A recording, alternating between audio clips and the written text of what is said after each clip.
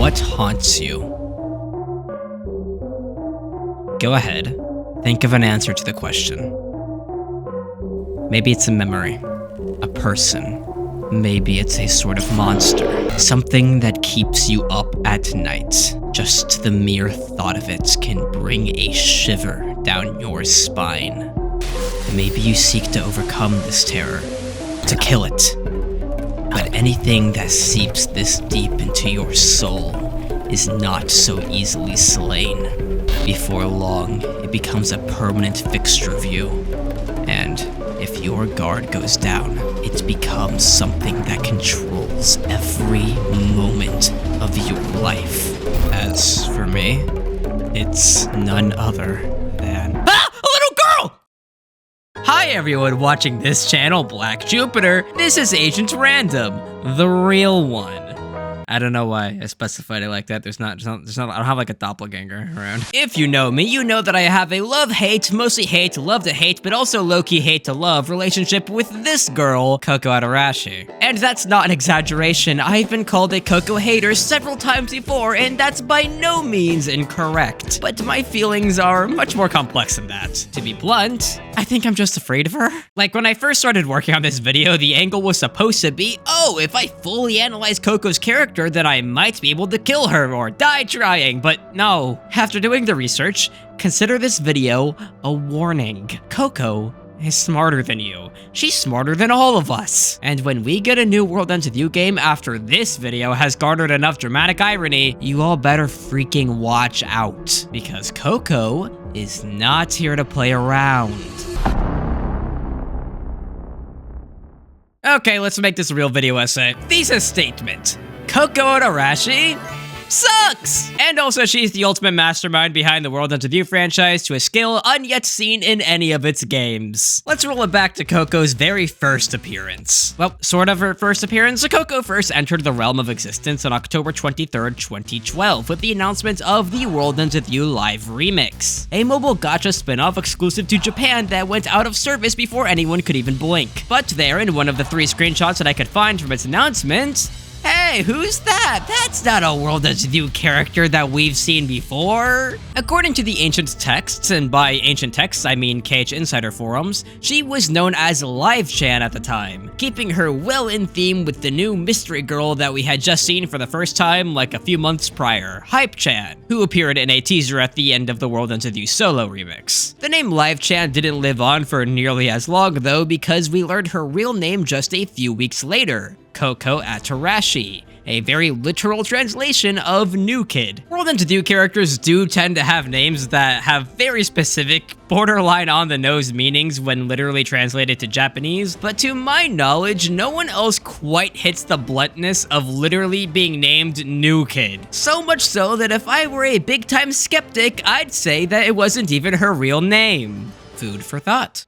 Though our new girl didn't actually get to debut in Live Remix, as Live Remix saw a delay, enough of which that she actually got added to Solo Remix first via an update. Now, going to the Scramble Crossing on the 4th day of the game will prompt an interaction where Neku bumps into Coco. She tells him that she's looking out for the players and wants to sell him some exclusive merch. So she hangs out in this corner of the Scramble for the rest of the game, and you can talk to her if you want to give her real money. And when I say real money, I mean this kind of real. She is the only character in the game to do this. And I get it, it's a mobile game, there will be microtransactions. But one thing's having microtransactions, and another thing is making up a whole new character of which to facilitate all microtransactions through. Like, I get this isn't Undertale, but if I wanted to overthink this, I am overthinking this, then I would have a hard time figuring out how this wasn't supposed to be a diegetic system. And you know what? That wouldn't be very outlandish. Yeah, it's not Undertale, but this is The World Ends With You. This series is no stranger to game mechanics being tangible parts of the world building. The fact that you get transported to an abstract battle arena whenever you encounter an enemy, something that most RPGs would just hand wave as part of the genre. No, in The World Ends With You, that's an actual, for real other plane of existence. But I'm not about to make a whole conclusion off of one microtransaction shop. Let's just move on for now. Okay, but actually, do remember that that Coco can sell one pin and one food item that are not obtainable anywhere else in the game. I will come back to that. Coco made her actual debut in Live Remix as basically the only character in the game to have any real dialogue,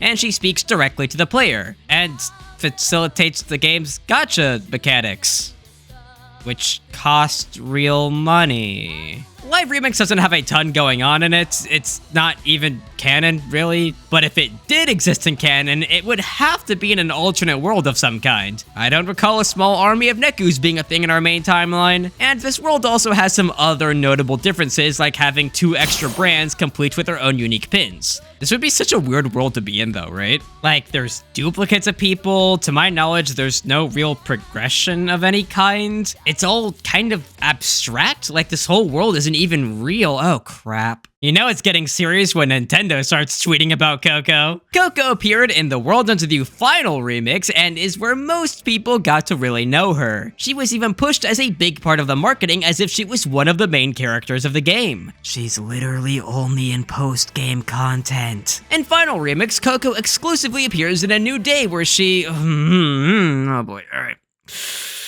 Using the power she acquired by being in cahoots with someone of yet unseen power, she created a pseudo-parallel world, essentially a fake reality where things aren't always quite right. Hey, look at that! She then trapped both Neku and Beats in it so that they could think around for several hours in the aims of having them escape, only to be thwarted by Fret. I mean, Hanakoma. There's only room for one insane theory in this video, and it's gonna be about Coco. Strangely enough, Coco already knows Neku and Beach when she first meets them in this game. She tries to banter with them like they're old friends and is genuinely surprised that they don't recognize her. This is never brought up again. Ever. Like, it's no secret that A New Day was setting up a game that frankly looked a lot different than what Neo ended up being, so little to none of its setup actually snugly works with its direct follow-up, but most things in A New Day at least kinda get addressed later. Not this though. Why the heck does she know Neku and Beats? Well, it's established that Coco's fake reality is affected by her biases of reality, most explicitly with his depiction of Uzuki and Karia. Coco claims that she knows who the two are, but didn't know them very well.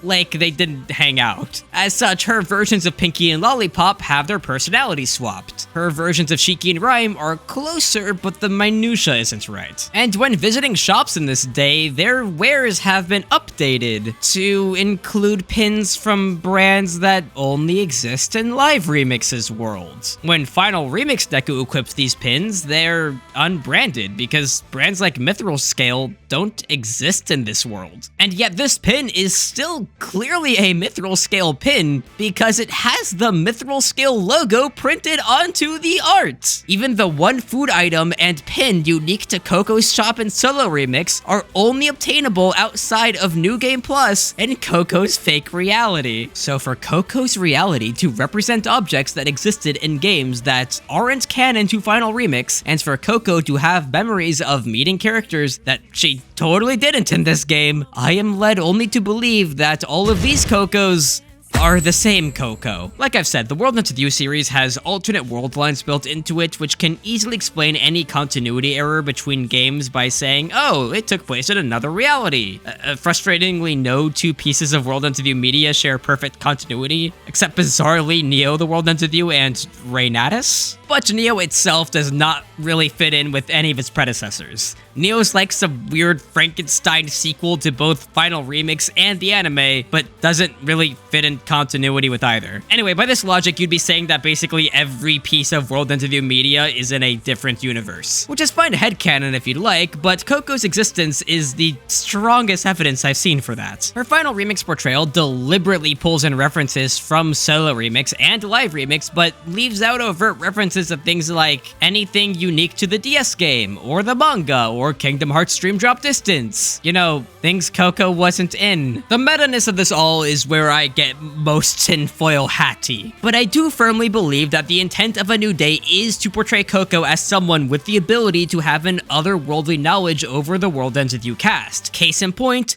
Joshua. Coco's depiction of Joshua goes by Yoshia. I thought only mother and father called him that. Her version of Joshua is cowardly. He's kind of a loser and kind of pathetic. It feels almost like an idea of what Joshua was like before he became the composer. How does Coco have any idea about that? Well, as stated in an interview about Neo, apparently Coco and Joshua do have some kind of past relationship that they hope to explore more in a later game. Yeah, how's that going, Square? Coco even seems to know about Hanekoma, at least enough to deliberately program her version of him to not get involved with Neku and Beat. So she knows about angels then. That's a fact, right? We can agree on that, right? To this day, it's still a little unclear what Coco's ultimate motives were in this game. She clearly wanted to get both Neku and Beat to Shinjuku since its destruction was happening simultaneously with a new day. But that didn't work out, so she shoots Neku? What? Wait, why? I've talked before about why this was so frustrating to see while playing the game. The World Interview 1 had a perfect ending, and we didn't know that more content was greenlit at the time, because I guess no one thought to look at the US Trademark Office's entry for the World Interview and see that Square had quietly made a registration for things like a World Interview anime. Huh. But yeah, we didn't know any of that, so Coco kind of became the fall guy for ruining that perfect ending. I'm often asked if this is the reason that I hate Coco, and I mean, it doesn't help, but that's not the whole picture, as else you'd explain. Coco later reappears in Neo, and all hatred aside, I was actually so happy to see her announced. I love her new design. Her voice actress, Kitana Turnbull, was so perfect that at first I thought she was reprising her role, before remembering that Coco never had a voice actress before this point. Now, in Neo, we get clarification on Coco's actions in A New Day. We learned that all along, Coco was actually trying to save Shinjuku from destruction. Now, pardon my French, but that's a load of France. Thesis Part 2! Coco is lying about literally everything. Neku claims that Coco dragged he and Beat into the UG so that she could save Shinjuku, which is factually incorrect. They weren't in the UG, they were in a fake pocket reality that encompassed just Shibuya. Escaping would not have taken them to Shinjuku, and even if she really needed them to save Shinjuku, girl, just get them a train ticket, it's a 20-minute trip!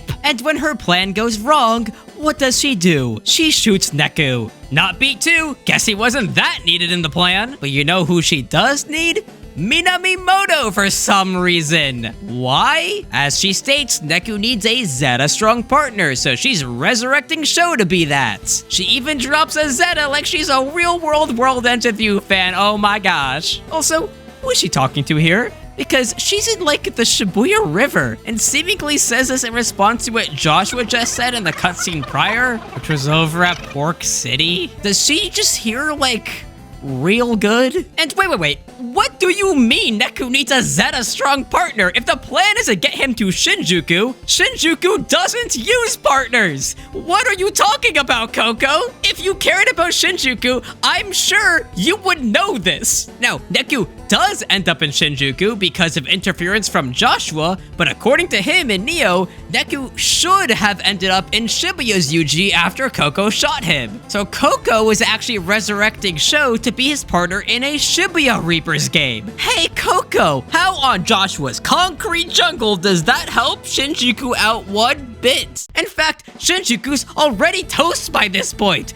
You failed. What are you trying to accomplish by now? Why do you still need Neku? Whatever it's for, I can promise you it has jack all to do with Shinjuku. That might be what you're saying. You might have convinced everyone else that you had Shinjuku's interests at heart, but there's no way I'm buying that for a second. It just makes no sense. And this is all without getting into how the more we learn about her angel connections, the less sense they make. Okay, so Coco displays a power over dissonance energy in A New Day. It's how she forms her fake reality. The noise she makes are powered by it. It's the power she uses to resurrect Sho through a refinery sigil, which we know from the main story secret reports is explicitly an angel thing. We know that this power comes from someone very powerful. We're given a source in Neo, which is Kubo. It's stated that dissonance energy is tied to his latent ability, something unique to him. Coco's oh so careful to omit that detail though, because if the Wicked Twisters knew that, it would be clear as crystal that someone's playing both sides here. Remind me, what are Coco's motivations in this game?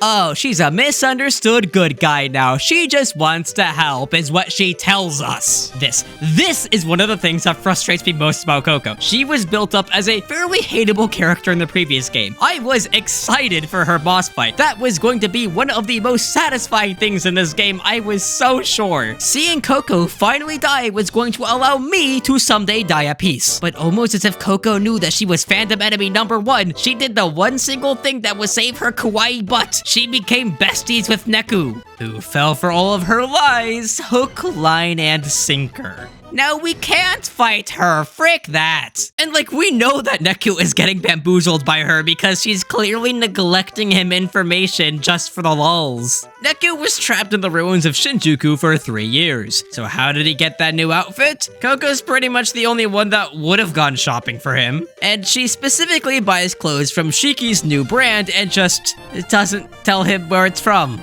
Because despite having Gatonero written on his sleeve, he has no idea that it's actually a popular brand in Shibuya. Let's take a pause here to calm down and talk about Coco's physical appearance. Just a breather, you know? When Coco's design was first debuted, she was given these cute mouse ears on her hoodie. All of the major World Ends of View characters up to that point were named after animals in the Chinese zodiac. And Coco's definitely true name, that's obviously her actual name, does contain the kanji for mouse, one yet unclaimed by any character. Each of the game's brands are also themed to the Chinese zodiac, with Neo swapping out some brands for new ones. Neo's mouse brand is Topo Topo, a kawaii-themed brand. Hey, wait a second. So Coco was totes wearing this brand 3 or maybe 14 years before it was actually popular or possibly even existed? Huh. I like to assume that Coco made the brand popular by hanging out in Takashita Street's underground while wearing its style, which we know for a fact can affect the trends in the real world. Just a fun thing I like to imagine. Oh hey, look at that! Something about Coco that isn't downright nefarious. Ain't that nice? Now about her body. That is a crazy sounding segue. This is one of those other things that just bugs me about Coco, because I know a lot of this has sounded like me trying to put pieces together that were never meant to go together. I love Neo so much, but it is not immune to some bad narrative decisions, especially when it comes to anything tied to A New Day. I think it's much easier to say that the devs just really weren't thinking when writing Coco than to say that they are deliberately seeding in clues that she's something more. But this detail sticks out to me so much that I just cannot let it go. Let me run through this as simply as I can. Okay, so most characters in the first game got their ages confirmed in guidebooks released alongside the first game. Most characters then got their heights confirmed in a booklet that came with the Blu-ray release of the anime. Neo's guidebook then also lists the heights and ages for its cast. By comparing these sources, we can see that the 3 Reapers that appear in both the DS game and Neo do not get any taller or older between games. Ergo, Reapers do not age. This seems to be strictly a Reaper thing and not just an undead thing, as Neku does age between games despite being a player for that whole time. Joshua also gets older because, according to the devs, he just chose to be older.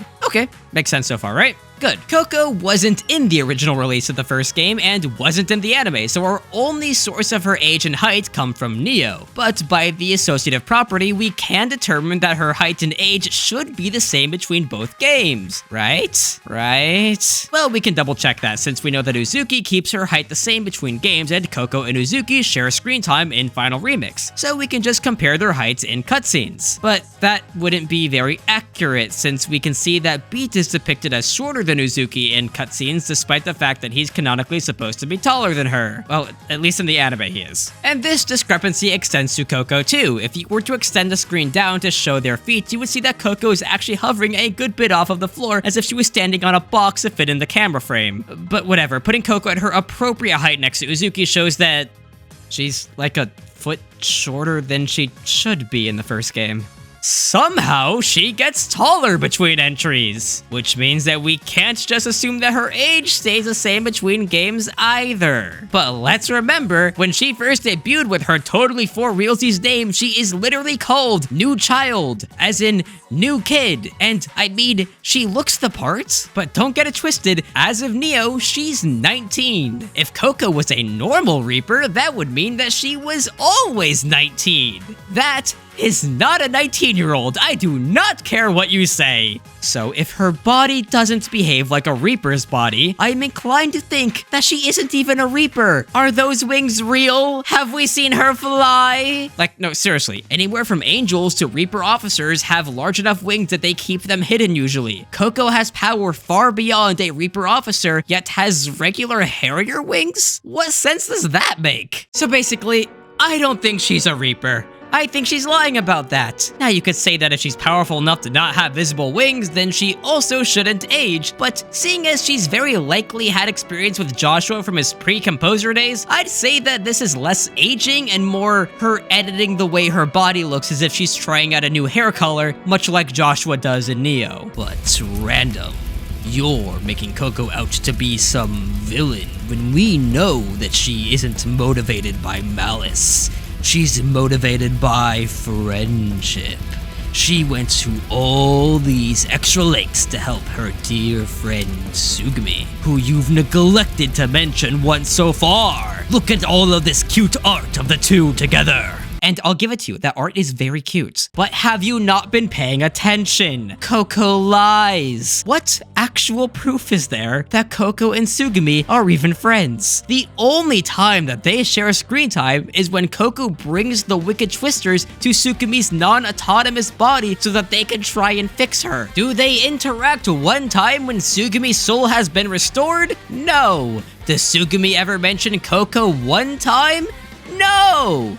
I'm not even convinced Sugumi knows who Coco is! Okay, realistically, this one is probably just bad writing, but I'm sure going to pretend like it's damning evidence for Coco theory. Also, I gotta stress that when I point out parts where Neo drops the ball in its story, these are in regards to characters that have fairly minor roles in the plot. Neo itself has a peak story. If you haven't played the game and you're taking me talking smack about Coco as symptomatic of the game as a whole, you are wrong. But yeah, Coco's going out of her way to change up the narrative with herself just to throw people off about what she's all about. Like, inconsistent characterization is one thing, but another thing is going from, I run the microtransactions, to, I'm your personal guide, to, I'm the most powerful enemy you've yet faced, to, I'm just a girl, Minimoto, please kill the bear for me. And yet, all the while, things slip through the cracks. She knows info from Joshua's past. She references things from games thought to be non-canon and conveniently doesn't mention things from media that she wasn't in. Now, she does show up in Neo's Another Day, in which she shows no indication of being the same girl from the main game, but we are going to ignore that. Okay, wait, I just went back over the dialogue. Neku and Beat both seem to know her already despite not knowing any other characters that they meet in this day outside of their own friend group. Is this why Coco thought Neku and Beat were her buds in A New Day? Also, she says she's late for the big sale. How much you want to bet that it's her own sale? Alright, I think I need to make some sort of conclusion here. We know that Coco is almost definitely not a Reaper, right? She's able to pull in material and knowledge from other worlds. That is angel territory. So is the knowledge of the refinery sigil and dissonant energy itself. Now, Coco's no angel. She seems to know a few quite well, but I don't get the vibe that she's part of the club. Now, if you remember my old Gods and Demons video, you'll know that there is another role in this universe, yet unseen, that is seemingly comparable to an angel. The demon. That's my guess. Coco's a demon. She's playing her own game, making her own bargains with currency beyond the typical reach of mortals. Coco's final appearance in the main story shows that she still clearly has Minamimoto wrapped around her finger. Heck, for the past 3 years, she had both Neku and Sho as her private operatives. She knows exactly what she's doing. Avoiding the fight herself, but getting all of the power. I'm just saying that if we ever see this girl show up again with a new hair color and a brand new, completely unrelated role in the plot to what we had before, all the while you're expected to just nod your head and go along with whatever story she's spinning this year, then you're her pawn too. But no, seriously, just lean into it at this point. Make Chloe 3 Coco barely coherent with all of her past few appearances. It would be so funny. And, you know, make a Chloe 3 while you're at it. Oh hey, it's patron time. Special thank you to Bacon Insert Noun, Kaiser, Willpower 784, Wonderland Snack, The Missing Samurai, Venforia, and Blake Jekyll. Thank you all so much for your patience with me. I currently am juggling quite a lot of things all at once. Things that I think y'all will really enjoy, but still, it's a lot to do at the same time. For the next little while, I'm going to try to keep my videos a little bit shorter, just so that they can actually release on a semi-regular basis. That would be neat. Let's see how I do. I'll see you next time. Goodbye!